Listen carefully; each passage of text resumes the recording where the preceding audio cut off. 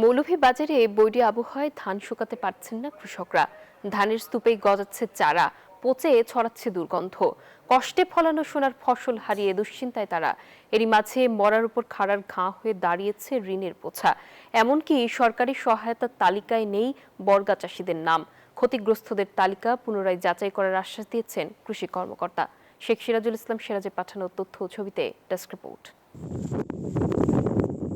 বৈশাখ মাসে ধান কাটার এই সময় হাওরবাসীর মাঝে উৎসবের আমেজ বিরাজ করার কথা থাকলেও এবারের চিত্রটা ভিন্ন। বৃষ্টি ও উজানের ঢলে কয়েক হাজার হেক্টর জমির ফসল এখন পানির নিচে। কষ্টে ফলানো সোনার ফসল হারিয়ে দিশেহারা কৃষক। মৌলভীবাজারে যেটুকু ধান কাটা সম্ভব হয়েছে তা নিয়েও বিপাকে কৃষক। বৈরী আবহাওয়ায় ধান শুকাতে পারছেন না তারা। এরই মধ্যে ধানের স্তূপে গজিয়েছে চারা।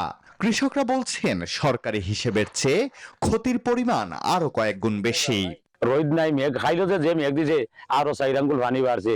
ধান মাইছে জ্বালা টালা হলতা ফালাইয়া 2000 কে ধান বিকেরও না। 2000 টাকা কি আর ক্যাশ টাকা কই দিন হলি আনিয়া দিছে, পয়সা কোন ফাইলিম দান দিলিম। তারা জানান লাভের আশায় ঋণ করে আবাদ করেছেন। ফসল নষ্ট হওয়ায় ঋণের টাকা পরিশোধ নিয়ে দুশ্চিন্তায় পড়েছেন। এদিকে সরকারি সহায়তার তালিকায় বর্গা চাষীদের নাম না থাকায় বিপাকে পড়েছেন তারা। যারা ঋণগ্রস্ত অনেক হয় আজ বাড়িঘর ছাড়া এই ঋণের টাকা পরিশোধের চিন্তায়। আমরা যে বিরিনবাজ তাকিয়া ক্ষেত করতাম, আমরা নাম এই নামটা তো তালিকাত উঠছে না এবং নিচেও না।